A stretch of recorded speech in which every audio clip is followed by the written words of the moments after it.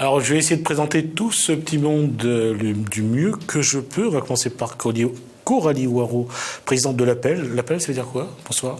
Bonsoir. Association des parents de l'école libre. Alors là, c'est l'appel de l'école de Notre-Dame de la Visitation. Pour situer. Alors, ça se trouve où déjà, pour qu'on puisse savoir? Ça se situe à Bonneuf-Saint-Paul. D'accord. Alors, après, nous avons Joël Samkafrev, donc, qui va nous parler de la bienveillance appliquée au collège, c'est ça? D'accord. Également, pour pas que je me trompe, Bernadette Grillet, qui est juste à ma droite et à votre gauche, donc association AP10.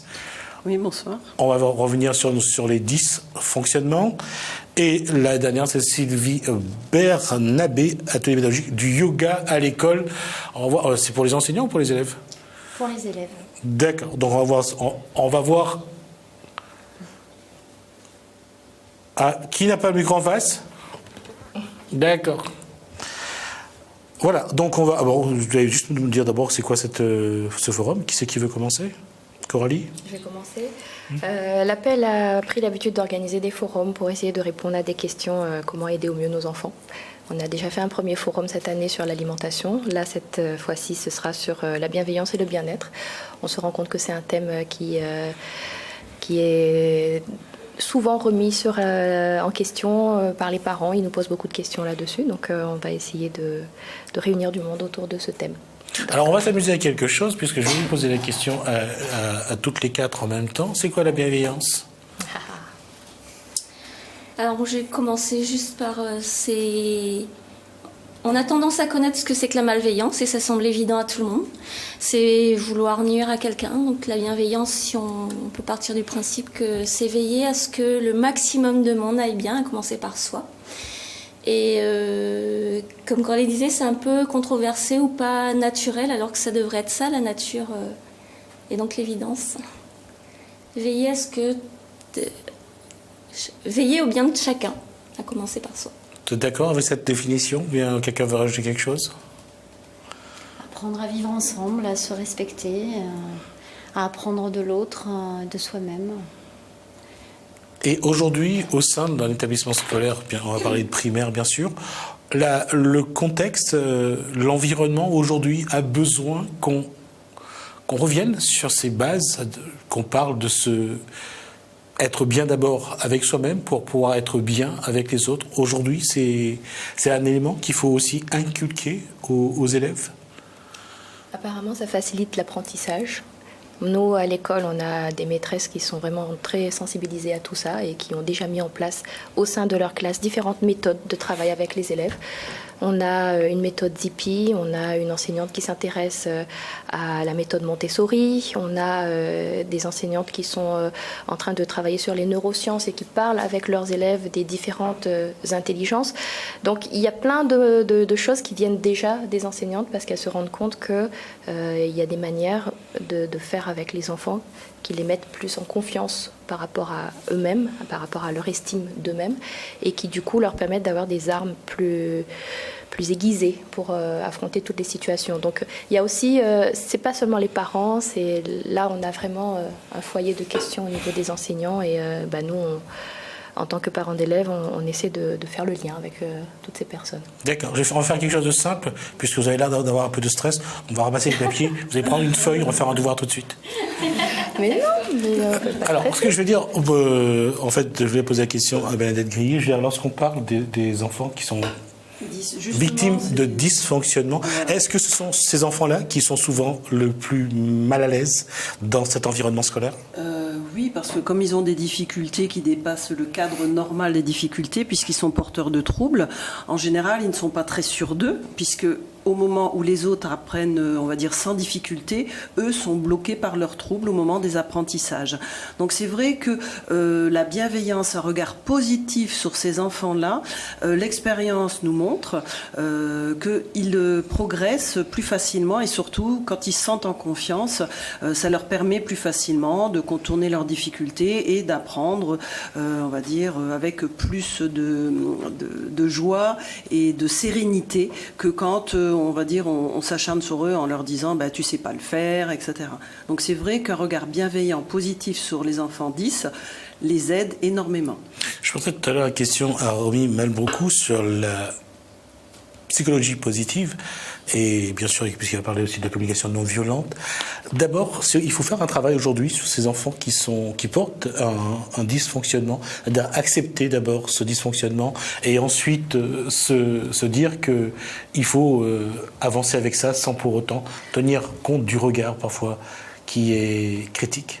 Le regard qui est critique, il est aussi pour tous les enfants qui sont un peu en difficulté, mais c'est vrai que pour les enfants 10, il faut d'abord détecter leurs troubles pour pouvoir y répondre, et c'est déjà la première difficulté. Donc souvent, c'est une question d'incompréhension, c'est-à-dire que l'enseignant, les adultes qui entourent l'enfant ne voient pas ce qu'il a réellement, et du coup, cette incompréhension ne met pas l'enfant, on va dire, dans des conditions positives de bien-être pour pouvoir aborder les apprentissages. D'accord. Sylvie Bernabé, atelier pédagogique, le yoga à l'école, est-ce que ça, aujourd'hui, ça apporte des outils justement pour gérer ces problèmes que peuvent rencontrer un enfant dans son environnement scolaire ?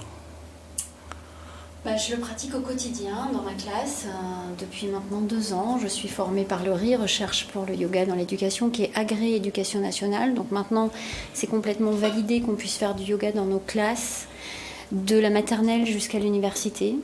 Et ce sont des techniques qui ont été développées pour complètement adaptables à l'école, au développement de l'enfant, aussi bien son développement corporel que psychique. Donc ça prend plein de formes, à la fois c'est de l'intériorité, du jeu, du rire, apprendre à mieux se connaître, à mieux vivre ensemble, et ce n'est pas une matière différente du reste, ça fait partie de la vie de la classe, que ce soit en collège, au lycée ou à l'école. Donc ça aide tout le monde, et aussi l'enseignant qui, en même temps, fait les mêmes exercices que ses élèves. Comment le placer dans le schéma d'apprentissage de l'enfant ? Est-ce que c'est d'abord un outil pour qu'il se sente bien face à parfois un climat qui est un peu malsain, ou est-ce que c'est un outil pour vraiment l'aider à avancer ? C'est un outil qui va d'abord lui permettre de déposer son bagage quand il arrive à l'école. C'est-à-dire d'arriver pour se préparer à ce qui va se passer aux apprentissages. Et pour que l'enseignement soit mieux perçu par l'enfant, qu'il apprenne mieux. Donc on apprend des techniques de respiration, des techniques corporelles pour être plus disponible à ce qui va se passer après. Après, le vivre ensemble, il faut évidemment, au fur et à mesure des événements qui se passent dans la journée ou dans la semaine ou dans l'année, il faut évidemment en parler des émotions. Donc c'est aussi beaucoup communiquer avec les enfants d'une autre façon. C'est vraiment des techniques qui viennent au service du scolaire, et l'enfant, il adhère totalement parce que ça parle de lui, et voilà, d'un coup il est disponible. Donc ils le réclament, les enfants. Quand on pose des petites graines comme ça d'intériorité, de jeu, de vivre ensemble, l'enfant est demandeur, et voilà, alors on ne le fait pas n'importe comment, c'est pour ça qu'il y a une formation qui dure 2 ans.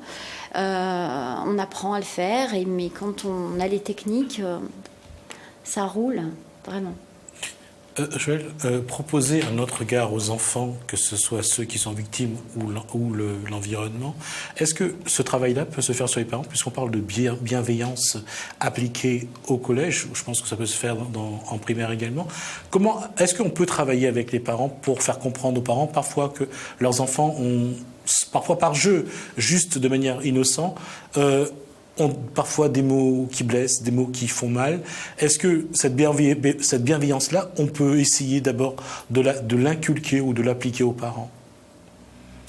Alors, je vais laisser Anne et Céline vous détailler plus précisément pour la transmission aux parents, mais moi, de mon point de vue, en tant que professeur cette fois-ci, parce que je fais découvrir du coup à mes élèves de la méditation, cette intériorité, prendre le temps de réfléchir, aller fouiller dans ces différents types d'intelligence, avoir un regard différent si ceux qui sont dyslexiques ou ceux qui sont en potentiel, voilà les différences.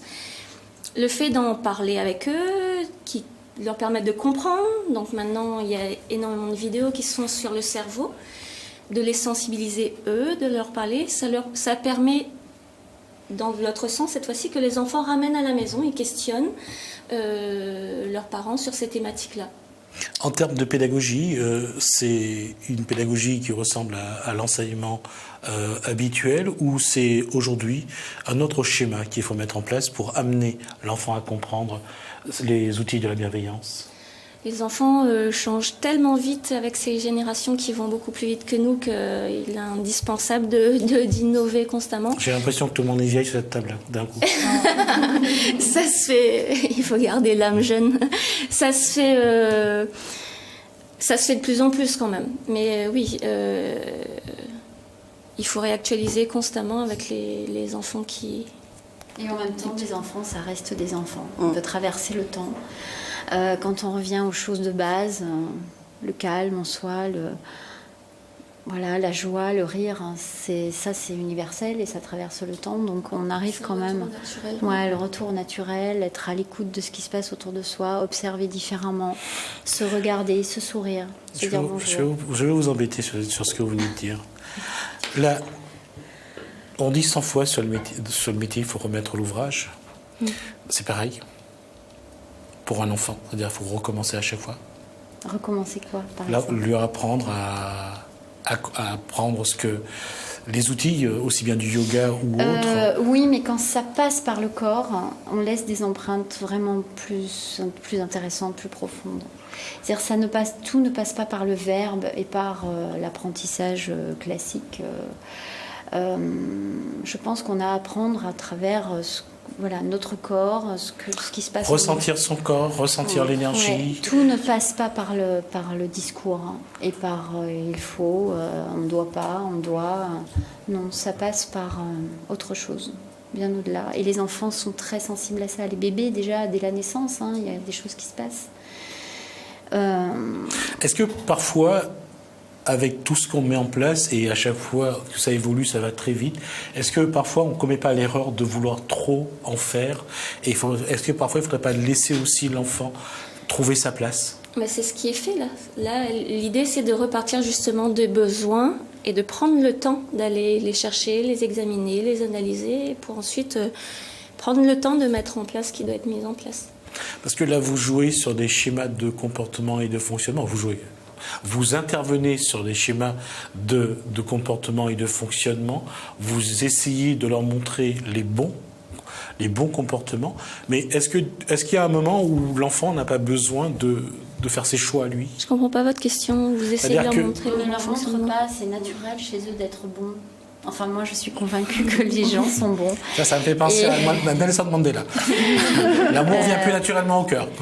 Non, ça vient pas forcément de nous. Quand ça vient de nous, c'est plaqué. Non, ça vient d'eux. Mais vous essayez quand même de leur montrer qu'ils ont le choix. Par des jeux, par des scénettes, par plein de choses, par des questionnements. On montre ce qui existe. Et justement, l'intérêt, c'est de montrer la diversité de ce qui existe pour qu'ensuite, eux, ils puissent aller piocher ce qui leur convient le mieux.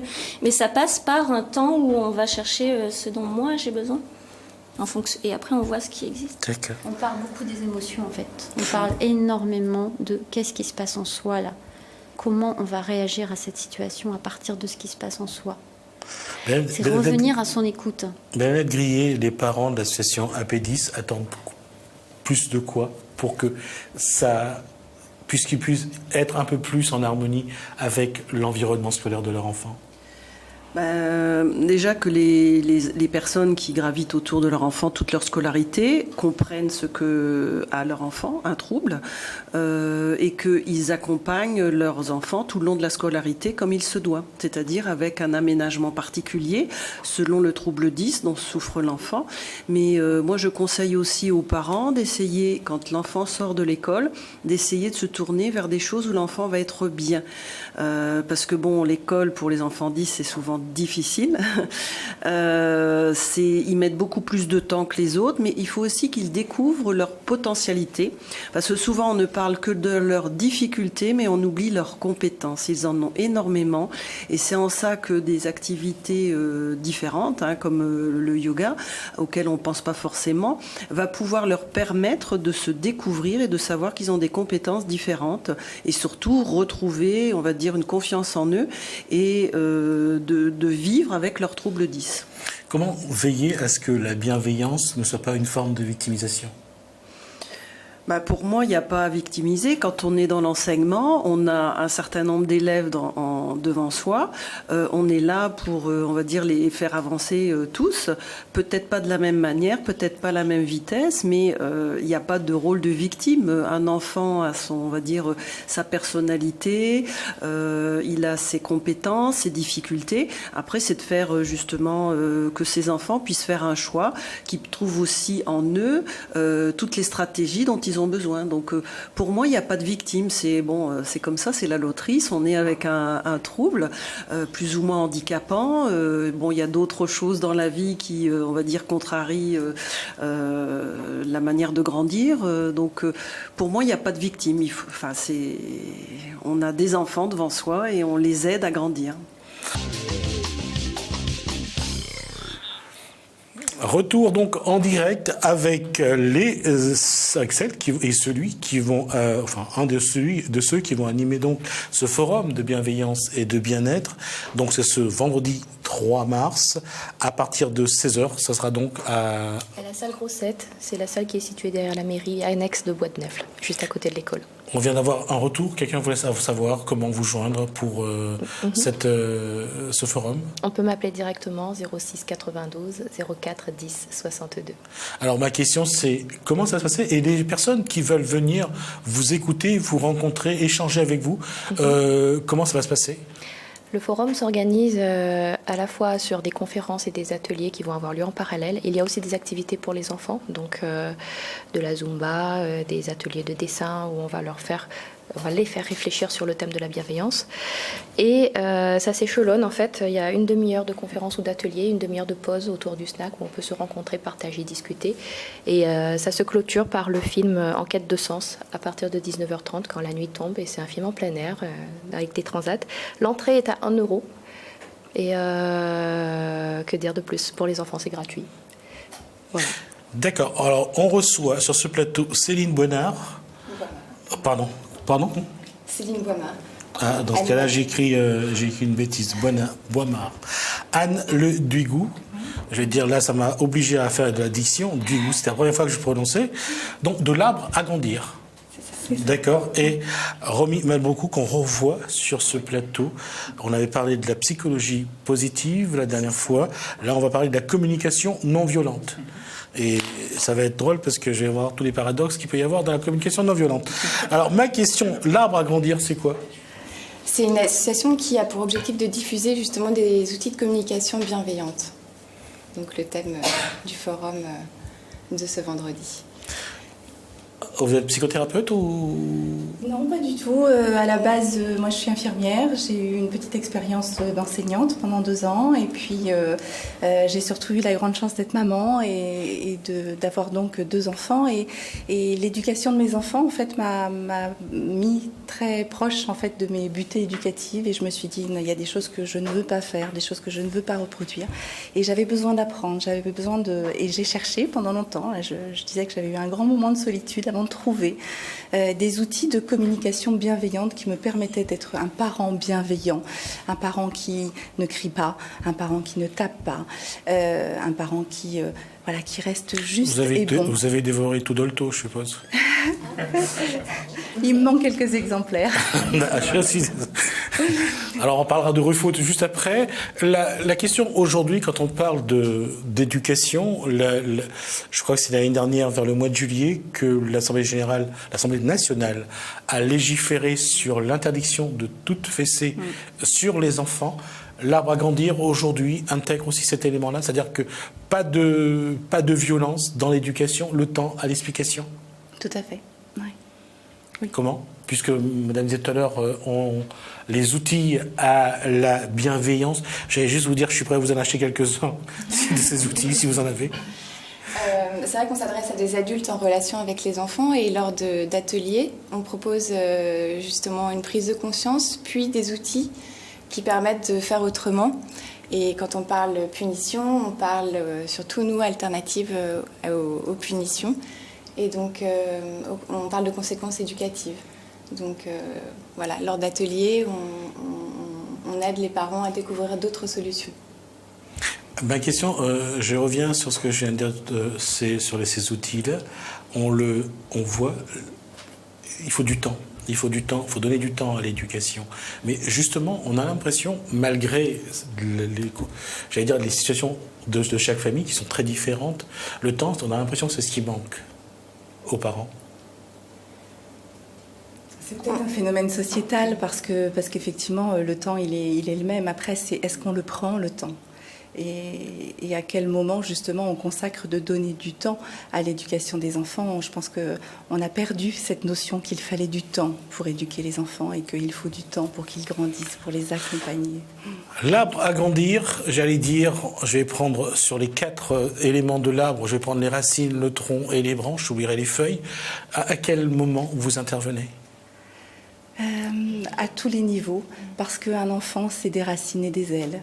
Et donc, c'est les racines de l'arbre et c'est les ailes pour qu'il s'envole. Et ce sont les branches de l'arbre. Donc, c'est vraiment à tous les niveaux que l'on intervient pour l'ancrer dans ses habitudes, pour lui apprendre, pour aider les parents à faire aussi autrement et développer l'enfant et qu'il s'enracine bien et qu'il pousse à sa façon. Et pour les parents qui vous disent qu'une gifle, qu'une fessée, ça ne les a pas tués, vous répondez quoi ? Que ça les a certainement blessés. Ah, ça c'est sûr, hein, je peux vous assurer que ça blesse, forcément. Mais peut-être que là, c'est beaucoup plus, j'allais dire, beaucoup plus, pas radical, mais peut-être beaucoup plus efficace. Toutes les éducations portent des conséquences. L'autorité autoritariste et l'autorité violente a également des conséquences sur le développement psychologique de l'enfant. Et un enfant qui est élevé dans la violence et dans l'autorité sévère va forcément être un adulte qui va reproduire ce schéma-là. Oui, même beaucoup. Pardon, vous voulez terminer ? Aujourd'hui, c'est vrai qu'il y a aussi beaucoup de recherches en neurosciences qui ont vraiment appuyé ce que beaucoup de personnes déjà pressentaient. Et ces études-là montrent vraiment les conséquences de certains types d'éducation. C'est-à-dire que c'est une pratique dans l'éducation. Ouais. Et finalement, la transition est meilleure que ce que je voulais. Reproduction de schémas, mimétisme, on revient sur l'éducation des parents vers les enfants. La psychologie positive aujourd'hui, amener un parent à regarder l'éducation comme un élément positif de son schéma de comportement, c'est quelque chose qu'il faut vraiment mettre en place ? Oui. Comment ? Alors, pour moi, ce qui est vraiment important, c'est de ne pas accabler les parents parce que ils font tous en fait du mieux qu'ils peuvent par rapport à l'éducation qu'ils ont reçue. Pour moi, ce qui serait intéressant de mettre en place, c'est vraiment, comme ce forum en fait sur la bienveillance, de mettre en place des temps où les parents peuvent réfléchir, voir les conséquences que ça peut avoir et leur proposer en fait d'autres choix, de nouveaux choix. Et je pars du principe que si un parent sait comment amener un enfant vers un choix sans utiliser la violence, il le choisira forcément à deux conditions: qu'il soit pas trop fatigué pour le mettre en place, et puis qu'il ait l'énergie en fait pour le mettre en place. Mais il y a vraiment, comme le disait tout à l'heure donc Sylvie, il y a vraiment en fait cette bienveillance. C'est pas quelque chose qu'on apprend, elle est naturelle. Seulement certains conditionnements qu'on a reçus pendant l'enfance contraint un petit peu cet élan naturel en fait à faire du bien à autrui. Vous avez au moins 2 à 3 éléments sur lesquels vous devez travailler en termes de psychologie positive. Un, à savoir que les parents se posent toujours les mêmes questions. Est-ce que c'est la bonne démarche ? Est-ce que les décisions qu'ils vont prendre ne vont pas trop impacteront de toute façon l'avenir de l'enfant, mais comment ? Et puis surtout, lorsque ça se passe pas bien, surtout si l'enfant ne réagit pas comme le parent souhaite, c'est la culpabilisation. La culpabilisation, c'est-à-dire de ne pas être un bon parent. Oui, c'est vrai que quand les choses ne se passent pas comme on aimerait, donc pour avoir eu l'occasion en fait, de travailler auprès d'enfants qui ont été placés, auprès de parents qui ont été placés, très souvent, ça arrive parce qu'il y a de l'impatience, les parents vivent de l'insécurité au niveau du travail, donc il y a vraiment plein de conditions qui créent du stress. Pour moi, ce qui manque le plus dans notre société et ce qui est vraiment à développer, c'est se soutenir en fait les uns les autres, et aussi ça suppose de demander en fait de l'aide. Demander de l'aide, et ça fait sourire parce que le mot est un peu générique et peut-être c'est les groupes de parole, c'est réunir les parents, c'est qu'ils échangent entre eux et qu'ils voient qu'ils sont confrontés souvent aux mêmes difficultés et que leurs décisions ne sont pas si dramatiques que ça. Il faut prendre la décision. Tout à fait. Et la question revient toujours même, c'est comment mesurer les conséquences? Alors, mesurer les compétences, c'est vrai que, comme le disait Céline, il y a pas mal d'études en fait qui montrent ces compétences-là. Par contre, ces études ne sont pas encore assez connues. Et vraiment, je suis d'avis que plus ces études-là vont être répandues, plus ça va arriver en fait dans cette conscience collective. Et moins on aura recours en fait à la coercition pour justement faire avancer en fait les enfants. Et plus on aura cette attention d'accompagner leur mouvement, leur élan, plutôt que de forcer en fait les choses. Coralie Waro, vous êtes présidente de l'association de parents d'élèves. Ma question c'est, est-ce qu'aujourd'hui ces parents, dans leur globalité, sont prêts à entendre ou ont envie d'entendre ou ont besoin d'entendre ce que peuvent dire ces différents intervenants? Est-ce qu'il n'y aura pas à ce moment-là un repli? Et je ne dis même pas se refermer, mais un repli, et se dire aujourd'hui encore, on leur pointe du doigt parce qu'apparemment, ça ne va pas comme ça devrait. C'est compliqué parce que je suis moi-même parent et que j'ai aussi ces moments de faiblesse en quelque sorte, où on en arrive à sanctionner crier, durement. Voilà. Les parents nous portent des témoignages avec des ouvrages dont ils ont entendu parler. Dernièrement, c'était Sage comme la grenouille, une technique de méditation avec un CD, des musiques qui permettent à l'enfant de se calmer. Ces parents interviennent auprès des professeurs pour leur poser des questions. Donc, je ne peux pas généraliser, je ne suis pas à l'écoute des 300 familles, mais je pense que là, il y a vraiment un mouvement qui est en train de se faire où les parents ne savent pas à quelle porte frapper. Et c'est un peu le but de ce forum, c'est qu'ils se mettent en contact avec des personnes qui, elles, peuvent leur ouvrir des portes ou leur donner des pistes. Et voilà, le lien est fait et après c'est à chaque famille d'avancer dans son cheminement personnel. On ne peut pas non plus nous prédisposer de est-ce qu'ils vont être là, est-ce qu'ils vont être... on offre, on donne. Comment amener plus de parents à venir vers l'environnement scolaire, sachant que pour beaucoup, l'école a souvent été un échec et que retourner sur le lieu d'un échec, c'est pas forcément quelque chose de positif non plus. Je pense que les parents ont tous un rôle à jouer et il ne faut pas qu'ils se sentent mis de côté. Et le fait d'avoir des événements réguliers à l'école où il y a de la convivialité, où chacun peut apporter à sa manière, faire un gâteau, participer à la tenue d'un stand, aider à ranger après les choses, ça donne une place à chacun. Il y en a qui sont là et qui vont aller vers les professeurs pour leur dire oui, j'aimerais bien qu'on parle de ça, les 10, etc., etc. Et tout le monde n'a pas cette envie de communiquer sur ses problèmes. Mais le fait de savoir que là, il y a un moment où tout le monde peut parler, et ben, il y a des choses qui se développent. Il y a des questions qui se mettent en place et des langues qui se délient. On le voit parce que c'est pas le premier forum qu'on fait. Le premier forum, c'était sur l'alimentation. On s'attendait vraiment pas à ce qu'il y ait tellement de questions. Et tout d'un coup, on se rend compte qu'à La Réunion, il y avait vraiment un problème là-dessus. Il y a un besoin d'accompagnement aujourd'hui. Vous ressentez ça chez les parents, un besoin que vous les accompagnez, vous proposez ces outils dont vous parlez? Oui, en effet, on a une génération de parents qui est curieux, qui lit, qui va chercher des informations, qui est à la recherche d'outils pour apprendre à faire autrement. Alors évidemment pas tous, parce que voilà, tous les parents n'ont pas forcément le temps, ni cette conscience d'ailleurs et sont probablement convaincus qu'ils sont à donner au maximum. Et j'en suis convaincue que tout parent donne au moment où il le fait, donne le maximum de ce qu'il a à donner aux parents, à ses enfants. Et il y a un courant de recherche, d'éducation positive, de prise en compte des sentiments de l'enfant. Je pense qu'il y a des situations qui deviennent de plus en plus débordantes pour les parents, qui font que les parents se mettent en recherche, parce que les enfants les amènent grandir.